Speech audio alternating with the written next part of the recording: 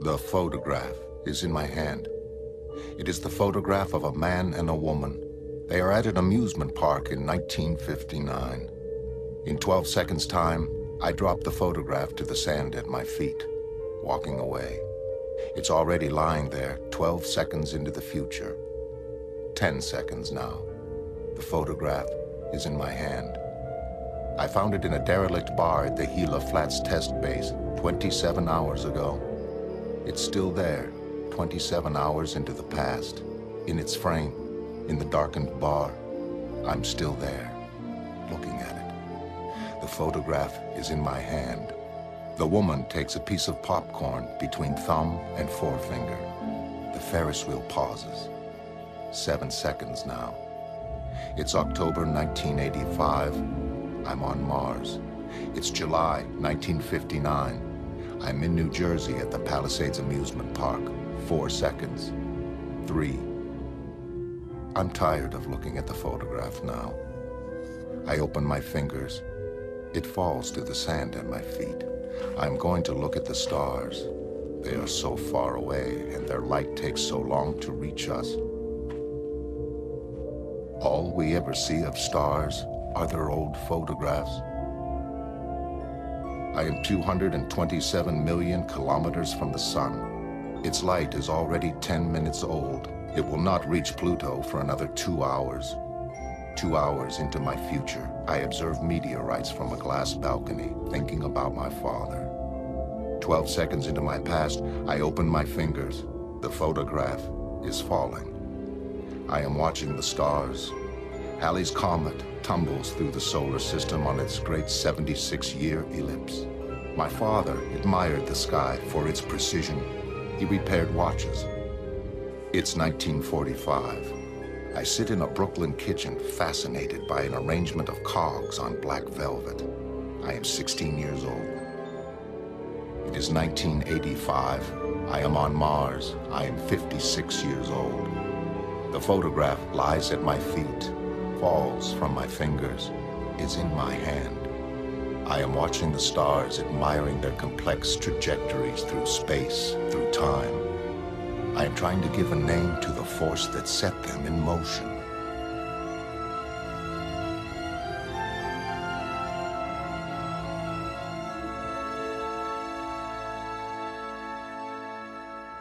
It is August 7th, 1945.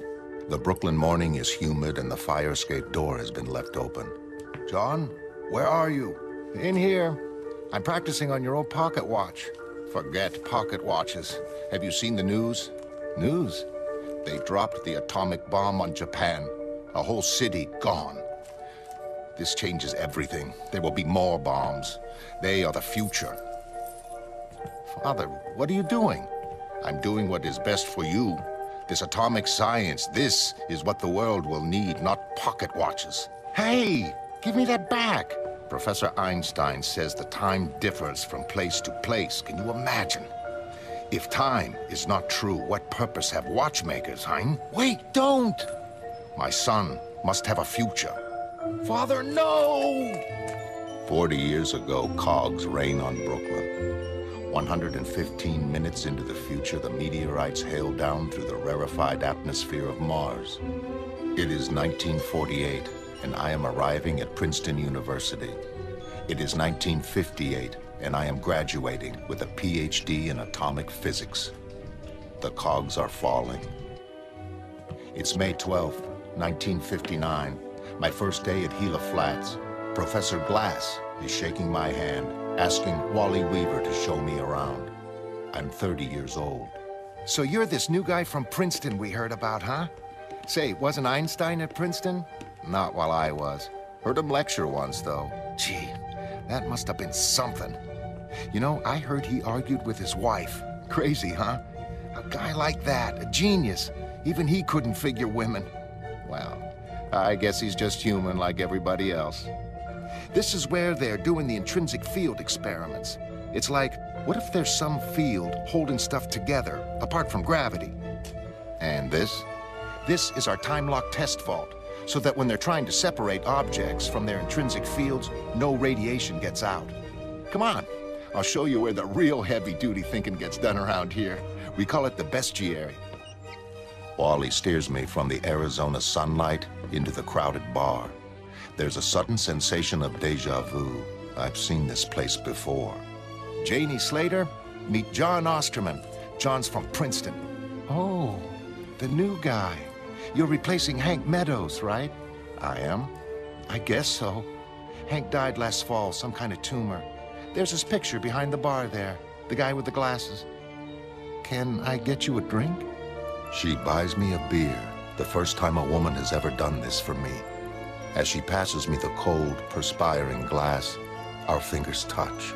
It's 1963. We're making love after an argument. It's 1966, and she's packing, tearful, careless with anger.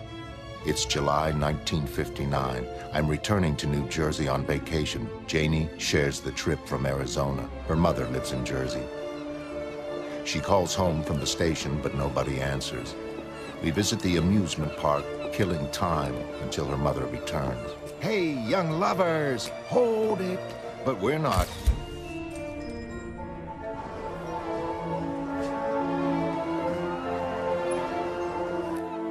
By the shooting gallery, Janie's watch band snaps. Before I can pick it up, a fat man steps upon it. I tell her I can fix it. Her mother still isn't answering. We decide to call again from my hotel. We both know what's going to happen. Events mesh together with soft precision.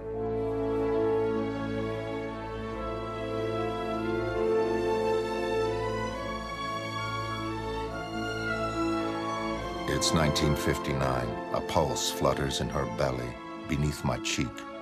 It's 1966. The suitcase won't shut and she's crying. It's 1985. In 100 minutes, the meteorite shower begins. It's August 1959. We've been back from Jersey a month. In my future, the accident is waiting for me. John, did you fix my watch yet? Yes. I left it in my lab coat when we were resetting the IF chamber this morning.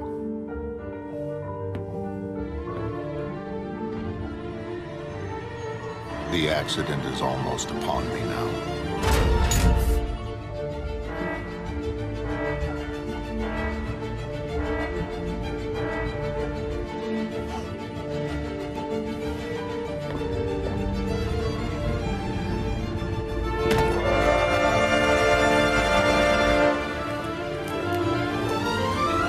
The door slams behind her. There's something in my pocket.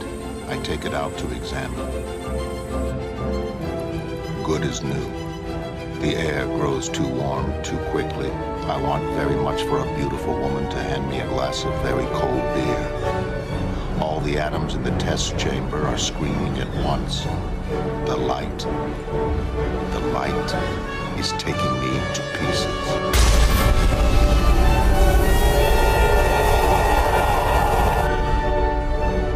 It's September. A token funeral service is being held. There's nothing to bury. It's October. Janie places our Jersey snapshot behind glass in the bestiary. It's the only photograph of me anyone has. It's November. Did you read about this communist guy who's running Cuba? This Castro? I thought I'd just about seen it all. It's November 10th now.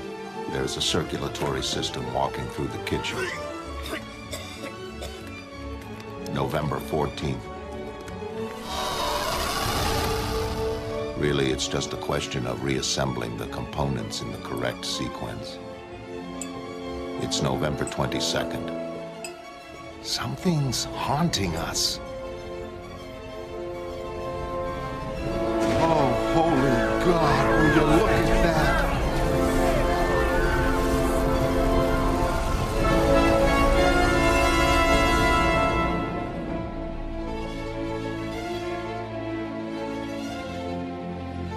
John? It's October 1985. I'm basking in the 2-million-year-old light of Andromeda. I can see the supernova that Ernst Hartwig discovered in 1885, a century ago. It scintillates, A wink intended for the trilobites, all long dead. Supernovas are where gold forms, the only place. All gold comes from supernovas. It's Christmas 1959. Do you like it? I like it very much. Its atomic structure is a perfect grid, like a checkerboard. It's... Janie, what's up? Are you cold? I can raise the temperature. No, I'm not cold. I'm scared. Of me? No. Yes. Oh, God. Look, I'm just scared because everything feels weird. It's as if everything's changed, not just you, everything. I mean, I don't know what you are. Nobody does. They say you can do anything, John. They say you're like God now. I don't think there is a God, Janie. If there is, I'm not him. I'm still the same person. Nothing's changed. I still want you. I'll always want you. As I lie, I hear her shouting at me in 1963, sobbing in 1966. My fingers open. The photograph is falling. It's February 1960, and everything is frozen. I am starting to accept that I shall never feel cold or warm again. Perfect! When we go public next month, every magazine in the world's gonna want these pictures. How do you like your costume? Pretty slick, huh? I don't like it, especially this helmet. What's this symbol stand for? Ah, well, it means like atoms, atomic power, like that. It's meaningless. A hydrogen atom would be more appropriate. I don't think I shall be wearing this. The marketing boys say you need a symbol. If I'm to have a symbol, it shall be one I respect.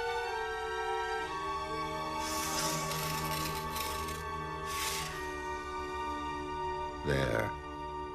Yeah, that's good. People will remember it. When they see it, they'll think of Dr. Manhattan. Dr. what? They're shaping me into something gaudy and lethal.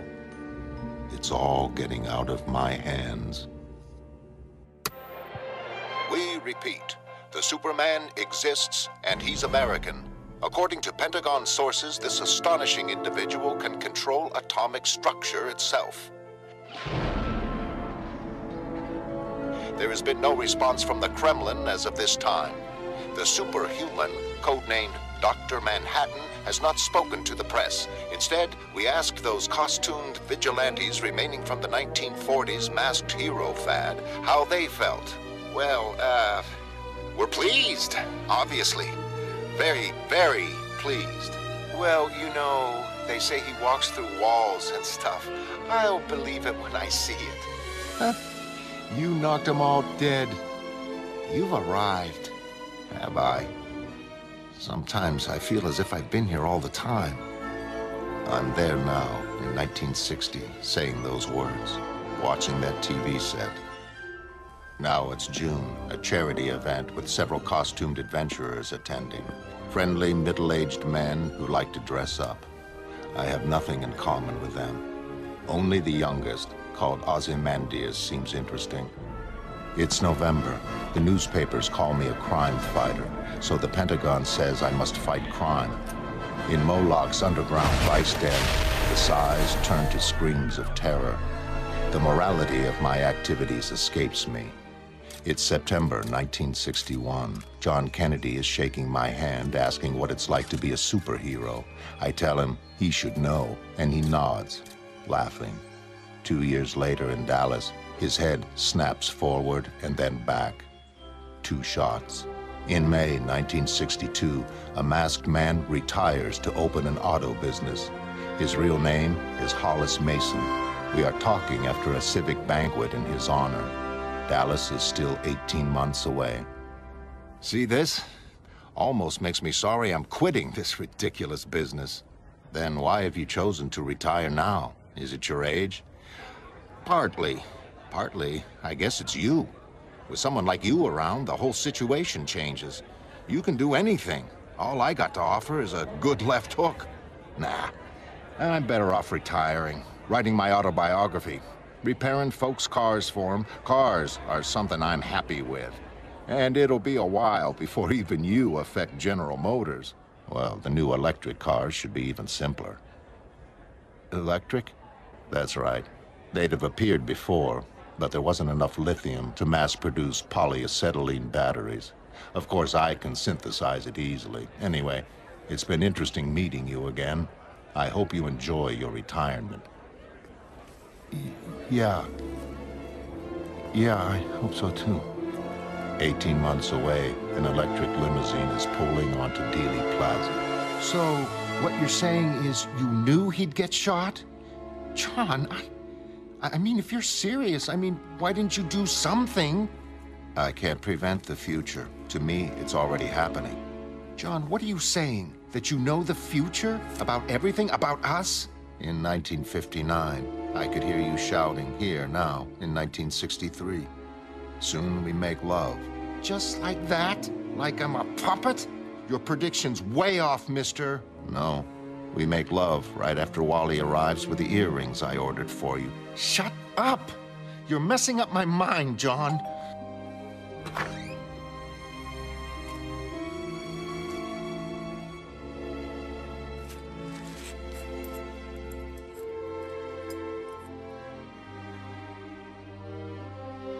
John,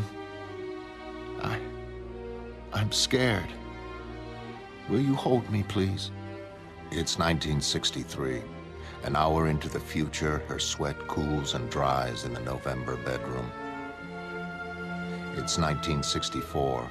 I'm informing the Pentagon that I'll no longer be wearing the whole of my costume. It's 1966. I'm in a room of people wearing disguises. A very young girl sits to my right. She looks at me and smiles. In 1985, my hands are encircling her face. What's the matter? You were staring at that girl is the matter. Now pay attention. She's beautiful. After each long kiss, she plants a smaller, gentler one upon my lips, like a signature. In 1966, the masks are still squabbling. Soon the meeting breaks up. Janie's voice is cold, furious. Outside, Janie accuses me of chasing jailbait. She bursts into angry tears, asking if it's because she's getting older. It's true. She's aging more noticeably every day, while I'm standing still. 1966. It's nice of you to come out on patrol with me. My mom taught me everything she knew, but I'm still pretty new to all this. You pig. I don't know what I should call you. My name's Laurie. Do you have another name, apart from Dr. Manhattan? Yes.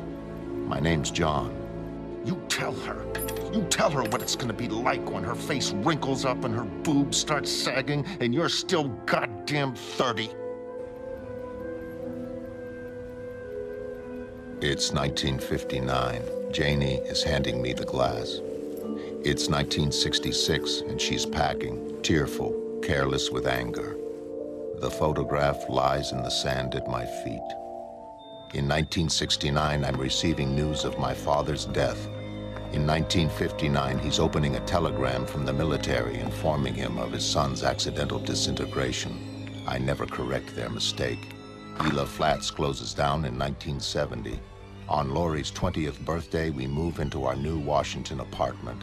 I've revealed my true name to the public. After Father's death, there seems little point in concealing it. In January 1971, President Nixon is asking me to intervene in Vietnam, while 10 years earlier, Kennedy is avoiding any mention of Cuba. Later in November, I'm told that Wally Weaver has died of cancer, aged 34. It's March. I'm in Saigon, being reintroduced to Edward Blake, the comedian. He works mostly for the government now. I suppose I do too. Blake is interesting. I have never met anyone so deliberately amoral. He suits the climate here. The madness, the pointless butchery. As I come to understand Vietnam and what it implies about the human condition, I also realize that few humans will permit themselves such an understanding. Blake's different. He understands perfectly. And he doesn't care.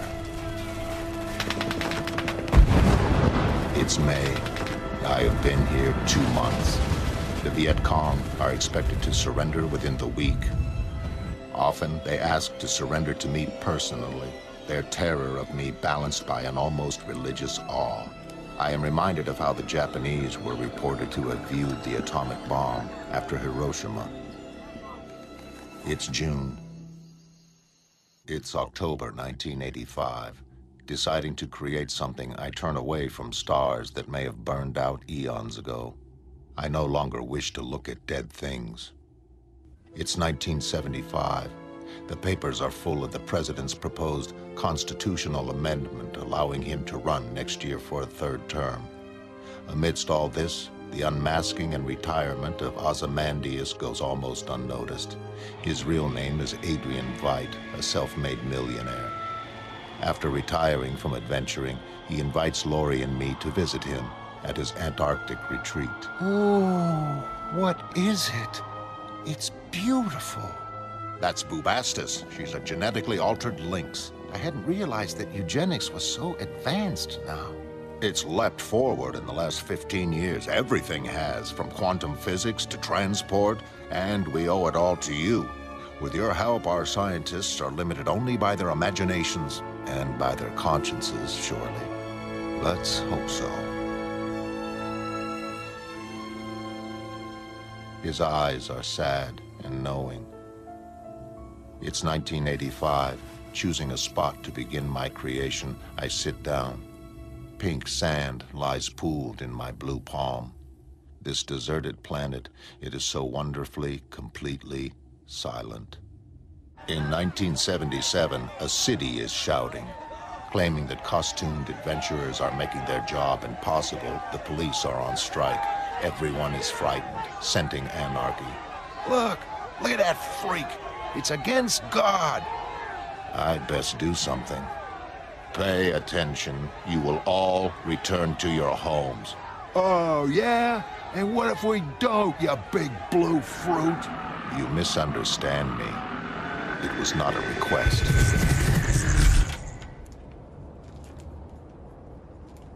Jesus. August 3rd, 1977. The emergency bill proposed by Senator Keene has been passed. Vigilantism is now illegal again. As long as I continue to act under U.S. government supervision, I am exempt from the law. They can hardly outlaw me when their country's defense rests in my hands. Blake is also exempt. Later, after his handling of the Iranian hostage situation, even his harshest critics fall silent. Laurie still hates him, however. She herself has been forced to retire by the Keene Act, but having never really enjoyed the life, she doesn't mind. Her mother is more disappointed than she is. The new Night Owl has stated that he will be retiring, although he will not be making his identity public. The only other active vigilante is called Rorschach, real name unknown. He expresses his feelings toward compulsory retirement in a note left outside police headquarters along with a dead multiple rapist. It's 1981 now. Laurie and I are settling into our new quarters at the Rockefeller Military Research Center in New York. Laurie feels we've lost our privacy. She'd like it here. Through my blue fingers, pink grains are falling, haphazard, random, a disorganized stream of silicone that seems pregnant with the possibility of every conceivable shape. But this is illusion. Things have their shape in time, not space alone. Some marble blocks have statues within them, embedded in their future. In New York, we go walking. The streets smell of ozone rather than gasoline. Flat, intangible blots of gray slide across the summer sidewalks, the shadows of overhead airships. In 1959, a child is weeping for its lost balloons. Any moment now, Janie's watch band will break. Somewhere, the fat man is already lumbering toward the shooting gallery, steps heavy with unwitting destiny. It's August 1985. I'm walking through Grand Central Station with Laurie. We stop at the newsstand and buy a copy of Time magazine commemorating Hiroshima Week. On the cover, there is a damaged pocket watch, stopped at the instant of the blast, face cracked, hands frozen. It's Saturday, October 12, 1985, and we are being informed of Edward Blake's murder. Laurie's mood seems restless for the remainder of the weekend. Wednesday, the 16th, Laurie is visiting her mother while I attend Blake's funeral. A thin man in a black coat leaves roses, then walks away. Do I know him? Saturday, the 19th now. My hands encircle Laurie's face. In 1959, I am telling Janie I shall always want her. It's later.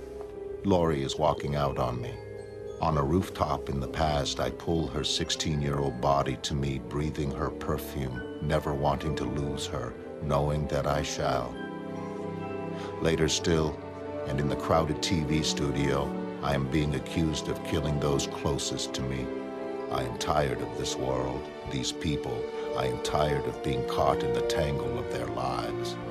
In Arizona, I'm entering the ruined bar with a sensation of deja vu, and I'm taking the snapshot from its broken frame. And I'm gone. Gone to Mars. Gone to a place without clocks, without seasons, without hourglasses to trap the shifting pink sand. Below me, in the sand, the secret shape of my creation is concealed, buried in the sand's future. I am ready to begin. A world grows up around me. Am I shaping it, or do its predetermined contours guide my hand? In 1945, the bombs are falling on Japan. The cogs are falling on Brooklyn, seeds of the future sown carelessly. Without me, things would have been different. If the fat man hadn't crushed the watch, if I hadn't left it in the test chamber, am I to blame then, or the fat man, or my father for choosing my career? Which of us is responsible? Who makes the world? Perhaps the world is not made. Perhaps nothing is made. Perhaps it simply is, has been, will always be there. A clock without a craftsman. I am standing on a balcony of pink sand hardened to glass. It glitters in the 10-minute-old sunshine. The light of 2 hours past will just be reaching Pluto. If they have strong telescopes there, they can see me. The photograph in my hand, falling, lying in the sand at my feet. I am standing on a fire escape in 1945, reaching out to stop my father, take the cogs and flywheels from him, piece them all together again. But it's too late. Always has been. Always will be too late. Above the Notus Gordiae Mountains, jewels in a makerless mechanism, the first meteorites are starting to fall.